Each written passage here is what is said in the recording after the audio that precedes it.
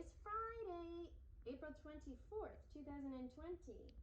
It's Mrs. Fuoco and Donato. And we're going to read a book called City Green by DyAnne DiSalvo-Ryan. It's the 25th anniversary edition. And it's with permission from HarperCollins Publishing.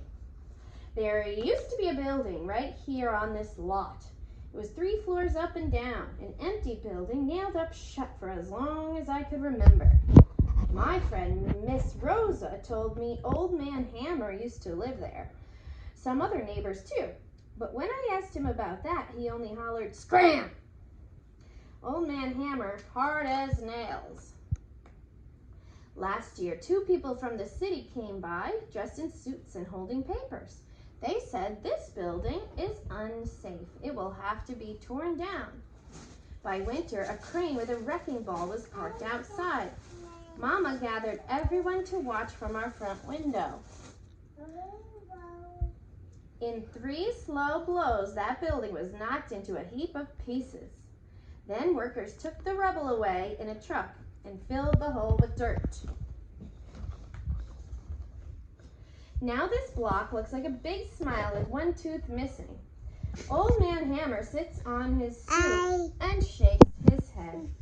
"Look at that piece of junk land on a city block," Old Man Hammer says. "Once that building could have been saved, but nobody even tried. And every day when I pass this lot, it makes me sad to see it. Every single day." Then spring comes, and right on schedule, Miss Rosa starts cleaning her coffee cans. Miss Rosa and I keep coffee cans outside our windowsills. Every year we buy 2 packets of seeds at the hardware store. Sometimes marigolds, sometimes zinnias. And one time we tried tomatoes. We go to the park, scoop some dirt, and fill up the cans halfway. This time Old Man Hammer stops us on the way to the park. "This good-for-nothing lot has plenty of dirt right here," he says. Then all at once I look at Miss Rosa, and she is smiling back at me. "A lot of dirt," Miss Rosa says. "Like 1 big coffee can," I say. That's when we decide to do something about this lot. Quick as a wink, I'm digging away, already thinking of gardens and flowers. But Old Man Hammer shakes his finger. "You can't dig more dirt than that. This lot is city property." Miss Rosa and I go up to see Mr. Bennett. He used to work for the city. "I seem to remember a program," he says, "that lets people rent empty lots. That's how Miss Rosa and I form a group of people from our block. We pass around a petition that says, 'We want to lease this lot.' In less than a week, we have plenty of names." "Sign with us?" I ask Old Man Hammer. "I'm not signing nothing," he says. And nothing is what's going to happen. But something did. The next week, a bunch of us take a bus to City Hall. We walk up the steps to the proper office and hand the woman our list. She checks her files and types some notes and makes some copies. "That will be $1, please." We rent the lot from the city that day. It was just as simple as that. Saturday morning, I'm up with the sun and looking at this lot. My mama looks out too. "Marcy," she says, and hugs me close. "Today I'm helping you and Rosa." After shopping, Mama empties her grocery bags and folds them flat to carry under her arm. "Come on, Mrs. B," Mama tells her friend. "We're going to clear out this lot." Then, what do you know, but my brother comes along. My brother is tall and strong. At first, he scratches his neck and shakes his head, just like Old Man Hammer. But Mama smiles and says, "None of that here." So all day long, he piles junk in those bags and carries them to the curb. Now, this time of day is early. Neighbors pass by and see what we're doing. Most say, "We want to help too." They have a little time to spare. Then this one calls that one, and that one calls another. "Come on and help," I call to Old Man Hammer. "I'm not helping nobody," he hollers. "You're all wasting your time." Sour grapes, my mama'd say, and sour grapes is right. Just before supper, when we are good and hungry, my mama looks around this lot. "Marcy," she says, "you're making something happen here." Next day, the city drops off tools like rakes and brooms and a dumpster for trash. Now there's even more neighbors to help. Miss Rosa, my brother, and I say, "Good morning" to Old Man Hammer. But Old Man Hammer just waves like he's swatting a fly. Why is Old Man Hammer so mean and cranky these days? My brother asks. Thank you. Maybe he's really sad, I tell him. Maybe he misses his building. That rotten old building, my brother shrugs. You should be happy the city tore down that mess. Give him time, Miss Rosa says. Good things take time. Mr. Bennett brings wood, old slats he's saved, and nails in a cup. I knew all along I saved them for something, he said. This wood's good wood. Then Mr. Rocco from 2 houses down comes carrying 2 cans of paint. I'll never use these, he says. The color's too bright. But here, this lot could use some brightening up.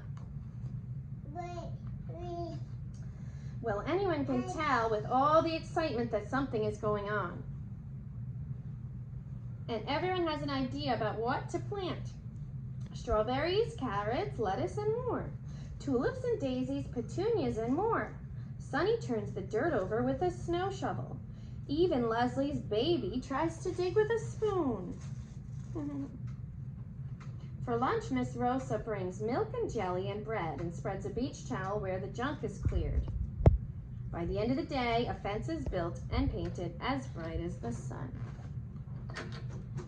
Later, Mama kisses my cheek and closes my bedroom door.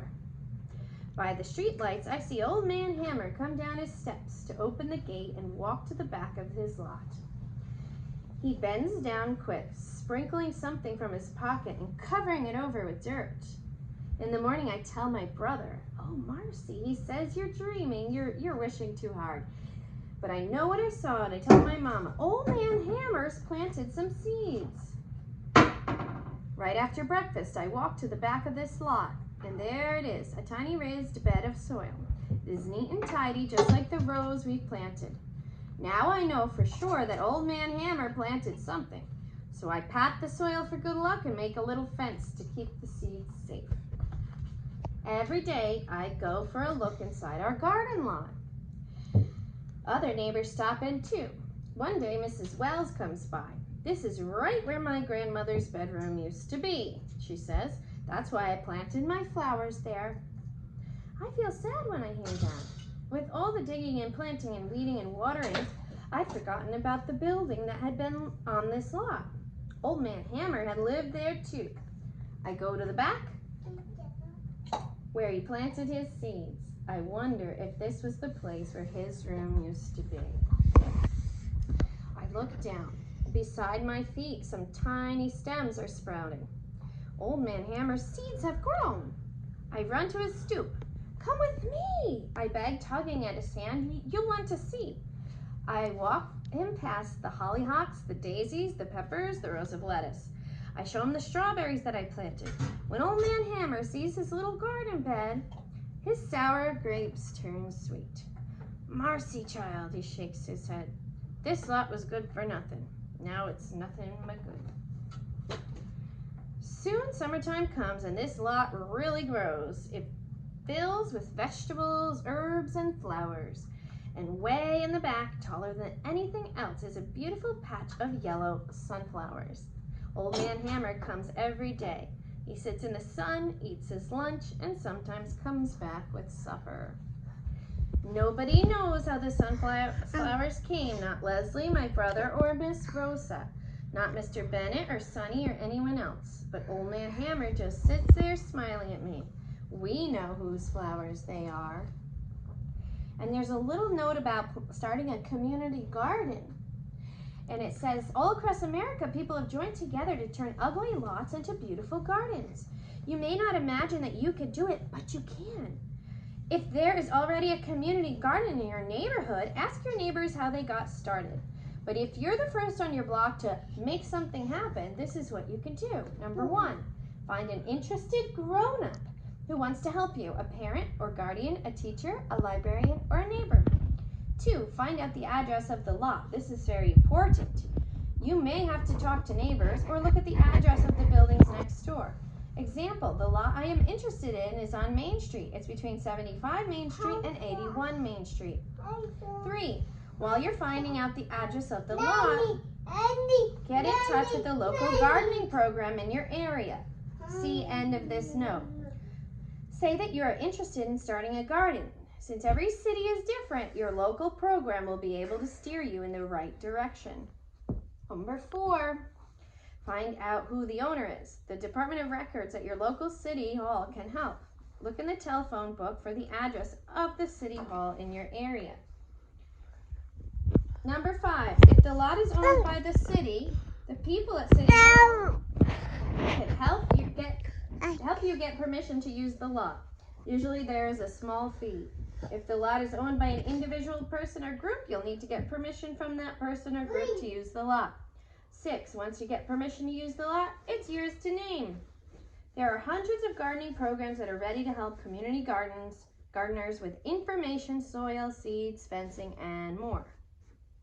To find out the community gardening program that is nearest you, write to American Community Gardening Association, 3271 Main Street, College Park, Georgia, 30337.